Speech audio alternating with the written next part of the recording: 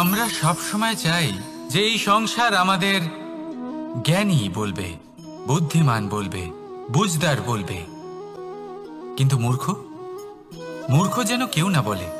মূর্খ শব্দটা আমরা কেউ শুনতে চাই না, দূরে পালাতে থাকি।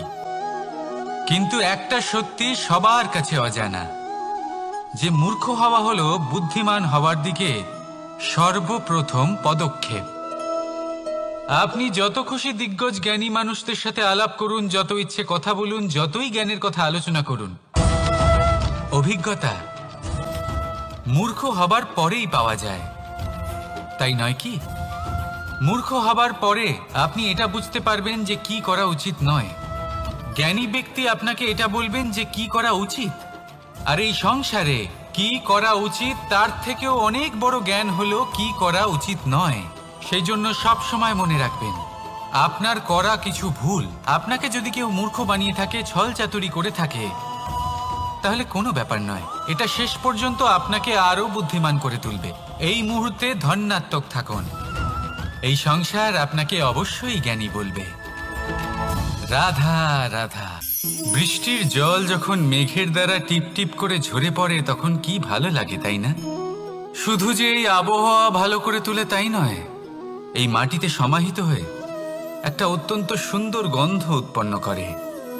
এই লতা পাতা, এই বৃক্ষ এদের জীবন দান করে, এদের পুষ্ট করে তোলে, আর তার সাথে অনেক জীবের কল্যাণ করে। কিন্তু ভাবুন, যখন বজ্রপাত হয় তখন কি হয়? এই সমস্ত জলের ফোঁটা অনিয়ন্ত্রিত হয়ে যায়, একটা ভয়ানক বন্যার রূপ নিয়ে নেয়, যা শুধুমাত্র মহাবিনাশ করে। এর সারমর্ম কি? এর সারমর্ম হলো কর্ম করুন, কিন্তু তার নিয়ন্ত্রণ রেখে। যদি আপনি নিয়ন্ত্রণে না থাকেন, তাহলে আপনিও জীবনরূপী এই বর্ষার পরিবর্তে ভয়ানক বন্যার রূপ ধারণ করবেন। এবার বিকাশ ঘটাবেন নাকি বিনাশ, সিদ্ধান্ত হলো আপনার। যদি বিকাশ ঘটাতে চান, তাহলে নিজের কর্মের সাথে সাথে নিজের মনকেও নিয়ন্ত্রণ করতে শিখুন। এই মনকে সংযত করুন, একে নিয়ন্ত্রণে রাখুন, নিজের কর্মকে নিয়ন্ত্রণে রাখুন, ভারসাম্য বজায় রাখুন, আর আমার সাথে ভালোবেসে বলুন রাধা রাধা। কখনো ঘোড়া আর তার ঘোড়সওয়ারিকে দেখেছেন? ঘোড়ার ডান এবং বাম দিকে যেন একটা পর্দা লাগানো থাকে। তার কারণ কি? যাতে ঘোড়া অন্য কোনো দিকে দেখতে না পায়, শুধুমাত্র সামনে দেখে আর সেই দিকেই এগোতে থাকে।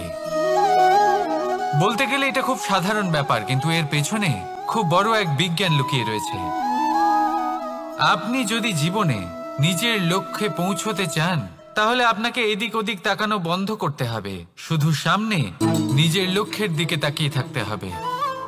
তখনই জীবনে সাফল্য লাভ করবেন। ঘোড়া তো শুধুমাত্র এক পশু, তার উপরে লাগাম পরাতে হয়, চোখের ডান এবং বাম দিকে পর্দা পরিয়ে দেওয়া হয়। আপনি হলেন মানুষ, আপনাকে লাগাম কে পরাবে? কেউ না, এটা আপনাকে নিজেকেই করতে হবে। মনের গভীরে প্রবেশ করুন আর আবেগগুলিকে লাগাম পরান, তাদের নিয়ন্ত্রণ করতে শিখুন। আর নিজের দৃষ্টি সামনে, শুধু নিজের লক্ষ্যের দিকে। মনে রাখবেন, যদি আপনার দৃষ্টি শুধুমাত্র নিজের লক্ষ্যে থাকে, তাহলে লক্ষ্য ভেদ অবশ্যই করবেন। যদি একাগ্রতা এদিক ওদিক চলে যায়, তাহলে লক্ষ্য হারিয়ে যাবে। রাধা রাধা। যথা রাজা তথা প্রজা, যথা বীজ তথা বৃক্ষ, যথা ভূমি তথা অঙ্কুর। কি সুন্দর শব্দ এগুলি! আর যতটাই সুন্দর ততটাই গভীর হলো তার অর্থ। যেমন রাজা হবেন, প্রজা তেমনই হবেন, যেমন ভূমি হবে, অঙ্কুরও তেমনই হবে। কখনো গভীরে গিয়ে এই কথার অর্থ বোঝার চেষ্টা করেছেন আপনি? রাজা এই শব্দের মূল হলো রজ। রজ কথার অর্থ হলো মাটি, অর্থাৎ রাজা হলেন তিনি যিনি মাটির সাথে যুক্ত। রাজা হলেন তিনি যিনি প্রজাদের সম্মান করবেন, তাদের যত্ন নেবেন, তাদের চোখে জল দেখলেই চিন্তিত হয়ে উঠবেন, তাদের অশ্রু মোছার জন্য সমস্ত সম্ভাব্য চেষ্টা করবেন, তাদের সুখী রাখার জন্য সমস্ত চেষ্টা করবেন। রাজা এরকম হয়। এবার এই সমস্ত গুণ যদি একজন রাজার মধ্যে না থাকে, তাহলে প্রজার মধ্যে অসন্তোষ দেখা যায়, আর এই অসন্তোষ বিদ্রোহের রূপ নেয়, আর এই বিদ্রোহ যে কোনো রূপেই হলো বিনাশকারী।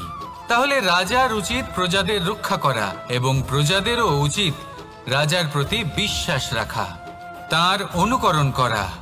এই দুজন যখন এক হবেন, তখনই শাসন স্থির হবে, তখনই এই দেশ নিয়ন্ত্রণে থাকবে। যদি দুজনের মধ্যে কোনো একজন নিয়ন্ত্রণ হারান, তখন মহা বিনাশ অবশ্যই হবে। তাহলে রাজা নিজের কর্ম করবেন, আর প্রজা নিজের ধর্ম পালন করবেন, আর আমার সাথে ভালোবেসে বলবেন, রাধা রাধা। এই বৃক্ষ দেখতে পাচ্ছেন, বটবৃক্ষ। এই সংসারের সব থেকে বড় বৃক্ষের মধ্যে অন্যতম। কি না করে এই বৃক্ষ? অনেক বছর ধরে বেঁচে থাকে এই বৃক্ষ। এই বৃক্ষ সর্বদাই বাড়তে থাকে। কত পশু পাখিদের এই বৃক্ষ আশ্রয় প্রদান করে। পথ চলতি পথচারীদের এই বৃক্ষ ছায়া প্রদান করে, আশ্রয় প্রদান করে, বিশ্রাম করার জায়গা দেয়, শীতল ছায়া দেয়। বটবৃক্ষ সংসারের সব থেকে বড় বৃক্ষদের মধ্যে একটা বৃক্ষ। এই বৃক্ষের বীজ সর্ষে দানার থেকেও ছোট হয়, কিন্তু তা মাটির মধ্যে সমাহিত হয়ে যায়, নিজের খোলসকে ভেঙে প্রথমবার অঙ্কুরিত হয়, আর তারপরে আস্তে আস্তে আস্তে একটা ছোট্ট বীজ একটা বিশাল বটবৃক্ষে পরিণত হয়। জীবনে যদি সাফল্য পেতে চান, তাহলে এইভাবেই এগোতে হবে। ছোট ছোট পদক্ষেপের দ্বারা এই পথ চলা শুরু করতে হবে। সেই জন্য ছোট কাজ করতে কখনো সংকোচ করবেন না, ছোট কাজ করতে কখনো লজ্জা পাবেন না। যদি এই ছোট ছোট কাজ পূর্ণ নিষ্ঠা দিয়ে, পূর্ণ মনোযোগ দিয়ে, সততার সাথে করতে পারেন, তাহলে এই ছোট কাজের আকার বাড়তে থাকবে। তাই কাজগুলিকে কাজের মতোই দেখতে শুরু করুন। ছোট কাজ বা বড় কাজ এরকম ভাববেন না। তাহলে কর্ম করতে থাকুন। জীবনে আপনার অস্তিত্ব বটবৃক্ষের থেকেও বড় করে তুলুন। তাহলে আসুন আর আমার সাথে ভালোবেসে বলুন, রাধা রাধা। ভগবান আর ভুল, এই দুই একই অক্ষর দিয়ে শুরু হয়। শুধু তাই নয়, এদের দুজনের রাশিও সমান। এবারে আপনারা বলবেন যে ভগবান, ভুল, এদের মধ্যে কিভাবে মিল থাকতে পারে? অনেক বড় মিল আছে। না শুধু এ এক অক্ষর দিয়ে শুরু হয়, বরং এদের বিজয় মন্ত্রটাও এক। ভগবানকে মানুন, তাকে বিশ্বাস করুন, তাকে স্বীকার করুন। এটা করলে মনের দৃষ্টি থেকে ভগবানকে দেখা যায়, আর উনি আপনাকে সমৃদ্ধ করে তোলেন। ভুলের সাথেও এটাই ঘটে। নিজের ভুল স্বয়ং মেনে নিলে, স্বীকার করে নিলে, সব কিছুই স্পষ্টভাবে দেখতে পাবেন। যেদিন থেকে আপনি নিজের ভুল মেনে নিতে শিখবেন, সেদিন থেকে সেই ভুল শোধরানোর প্রক্রিয়াও শুরু হয়ে যাবে।